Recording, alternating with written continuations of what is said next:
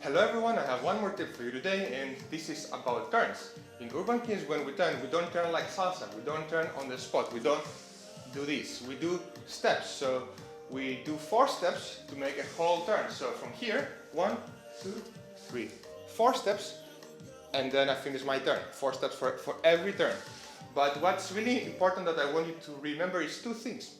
One is the orientation. So if I face this way, it's really important that at the last step, 2, 3, 4, I also finish this way. So I finish facing the same way that I started.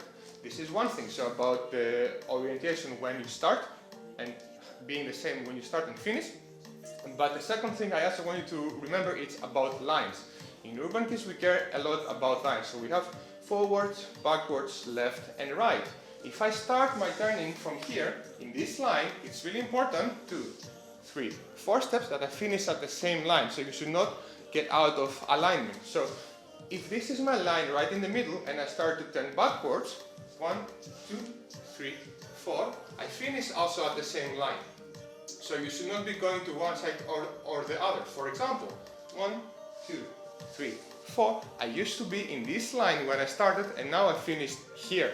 So I went out of my line. It's really important that you keep your line when you turn.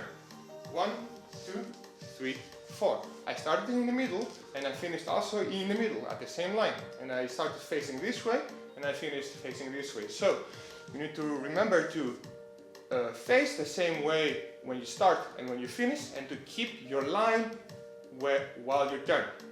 This is for all ways. So you can go forwards, backwards, left and right while you're doing turns. So practice to stay at the same line for all 4 sides and to keep the same orientation when you start and when you finish.